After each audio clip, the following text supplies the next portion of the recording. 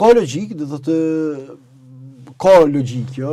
Le të këtë hynë pak me vetëvendosjen. Po, për një kandidat të lidhjes demokratike. Me kushtin që zoti Kurti të heqë dorë nga përfundimisht le të këtë sigurohet që heqë dorë nga mbështetja për zonën Osmani.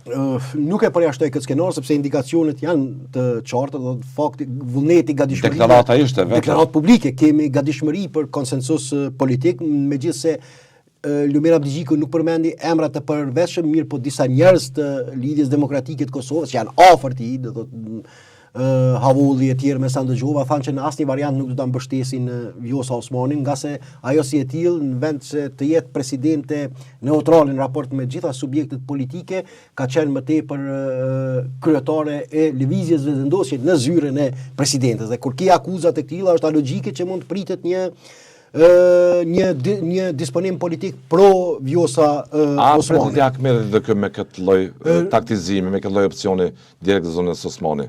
Pa goditja kryesore në këtë drejtim i shkon në Vjosa Osmani, sepse praktikisht kjo ja pamundson realizimin e ambicieve të saj të reja, ambicieve politike për një mandat 5 vjeçar presidencial. Në këtë drejtim Vjosa Osmani do të jetë humbësja kryesore e këtij procesi. A do t'ja merret më pastaj ajo më pas lidhjes demokratike të Kosovës?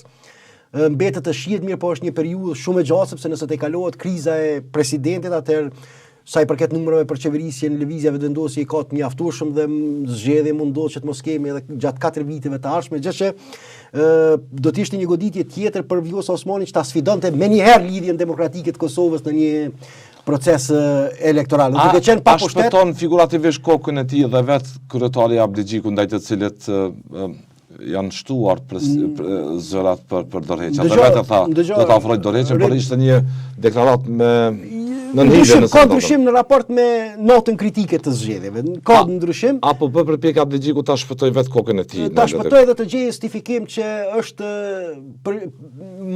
pas përgjegjësisë kolektive. Dhe sepse në raport me notën kritike të zgjedhjeve kur më tepër theksi i bisedës ishte tek përgjegjësia individuale, gjatë ditës së tjeshme pas përfundimit të mbledhjes me nënkretar, ai do thotë në një farë mënyre u shpreh se mbase ky është i gatshëm ta bëjë një gjë të tillë, mirë po nëse partia nuk ja lejon, atëherë nuk i mbetet tjetër se nuk mund të dalë kundër vullnetit politik kolektiv.